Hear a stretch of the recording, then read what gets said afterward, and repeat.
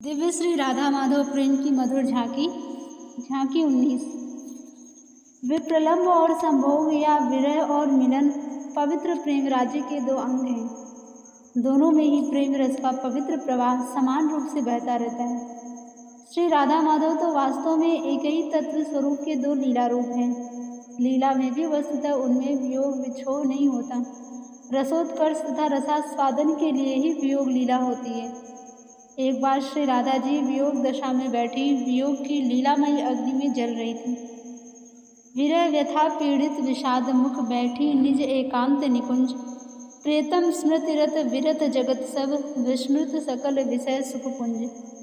श्याम वियोग अनल जलते सब अंग अनल से उपजा जल। बही अश्रुधारा अजस्र अति उष्ण जलाती सारा स्थल। उदय हुआ उच्चाट घोर उर निकली मुख से करुण पुकार। हा प्राणेश प्राण वल्लभ हे प्राण प्राण हा प्राणाधार। वचन रुद्ध हो गया अचानक सूखे नेत्र स्तब्ध सब अंग। हुए तभी दिखे मनमोहन विजयी अमित अनंत अनंत। श्री राधा जी अपनी एकांत निकुंज में बैठी थी। विरह की व्यथा से पीड़ित थी और मुख पर विषाद छाया था। वे प्रियतम श्री कृष्ण की स्मृति में लीन थी। सारा जगत मन से हट गया था और सारे विषय सुख समूहों की विस्मृति हो गई थी। श्याम सुंदर के वियोगानल से सब अंग जल रहे थे। तत्वों में अग्नि से ही जल का प्रागट्य होता है। इसी प्रकार उस विरहाग्नि से जल प्रकट हो गया और श्री राधा जी के नेत्रों से अत्यंत गर्म आंसुओं की धारा अजस्र रूप से बह चली। वह उष्ण अश्रुधारा समस्त भूभागों को, राधा जी के सारे अंगों को बाहर से भी जला रही थी। उनके हृदय में भयानक उच्चाटन उत्पन्न हो गया और सहसा उनके श्रीमुख से करुण पुकार निकल पड़ी। हा प्राणेश्वर, हा प्राण वल्लभ, हा प्राणों के प्राण, हा प्राणाधार। फिर अचानक ही वाणी रुक गई, नेत्र सूख गए और सारे अंग निश्चेष्ट हो गए। ठीक इसी समय उन्हें अपरिमित अनंत कामदेवों पर विजय प्राप्त करने वाले मनमोहन श्री श्याम सुंदर दिखाई दिए। वे वहाँ थे ही सामने प्रकट हो गए। वे कैसे हैं?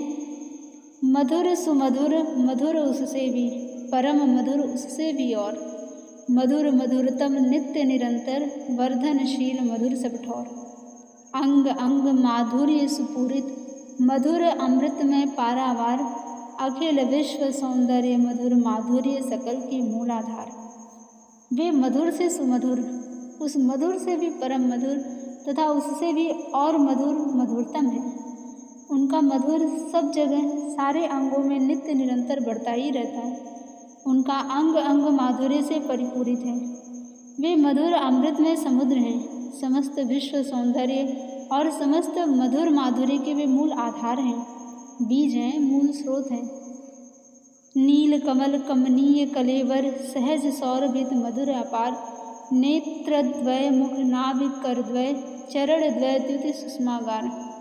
विविध वर्ण सौरभ विभिन्न युत अष्ट कमल ये अति अभिराम। यों विकसित नव कमल मिलित हो अनुपम शोभा हुई ललाम।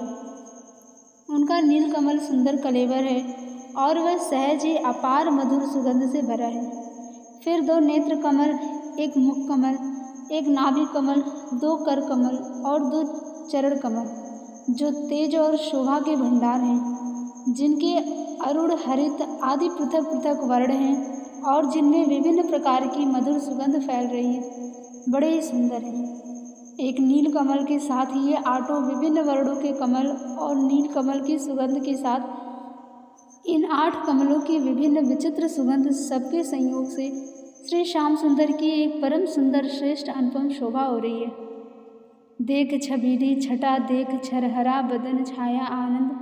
छकी लुभाई लगी देखने अपलक अति अतृप्त अद्वंद। उमड़ा उर आनंद सुधानिधि बही नेत्र शीतल रसधार। देख अतुल छवि माधव मृदु हंस बोले अमृत वचन सुखसार। श्री राधा जी ने इस छबीली छटा को और छरहरे श्री विग्रह को देखा। उन पर आनंद छा गया। वे छक गईं, पर तत्क्षण ही मन लुभाया और वे अपलक नेत्रों से अतृप्त भाव से अनन्य वृत्ति से उन्हें देखने लगी। उनके हृदय में आनंदामृत का समुद्र उमड़ पड़ा और उनके नेत्रों से शीतल रस की, विरह के गर्म आंसुओं की नहीं, मिलनानंद रस की धारा बह चली। राधा जी की इस अतुलनीय शोभा को देखकर प्रियतम श्री माधव मृदु मुस्कान के साथ सुख के सार रूप अमृत वचन बोले। प्रिय, तुम्हारा तन मन का यह दिव्य अतुल लीला विस्तार सहज निरीह रूप मुझ में भी करता इच्छा का संचार। परमानंद रूप में पाता इसे देख अतिशय आनंद, इसीलिए मैं छिप छिप कर अविरत देखा करता स्वच्छंद। परम सिद्ध योगींद्र ब्रह्मवेत्ता मुनीन्द्र शुचितम सब संत, छू सकते न तुम्हारी छाया पा सकते न भाव का अंत। ललचाते नित रहते कहते धन्य धन्य गोपी जन भाव, चरण धूलि कड़ सदा चाहते सेवा का अति रखते चाव। इसीलिए वे पशु पक्षी द्रुम वन ब्रज में लेते अवतार, पद रज कड़ ले गोपी जन का होते धन्य सिरों पर धार। प्रिय राधिके, तुम्हारा शरीर तथा मन का यह लीला विस्तार दिव्य और अतुलनीय है। न इसमें लौकिकता है और न इसकी कहीं तुलना है। मैं सहज स्वरूप से ही इच्छा रहित हूँ, पर यह मुझ में देखने की इच्छा का संचार कर देता है। मैं स्वरूप से ही परमानंद हूँ, पर मैं इस तुम्हारे लीला विस्तार को देखकर अतिशय आनंद प्राप्त करता हूँ। यह परमानंद स्वरूप को भी अतिशय आनंद प्रदान करने वाला है। इसीलिए मैं छिप छिप कर स्वच्छंद रूप से सदा सर्वदा तुम्हारे इस लीला विहार को देखा करता हूँ। परम सिद्ध योगींद्र ब्रह्मवेत्ता मुनीन्द्र और परम पवित्रतम सब संतगण तुम्हारी छाया को भी नहीं छू सकते, न वे तुम्हारे भाव का अंत ही पा सकते हैं। वे सदा ललचाते रहते हैं और तुम्हारे तथा तुम्हारी कायव्यूह रूपा गोपांगनाओं के भावों को धन्य धन्य कहते रहते हैं। वे सदा तुम सबके चरण धूलि कड़ की इच्छा करते और तुम्हारी सेवा का अत्यंत चाव मन में रखते हैं।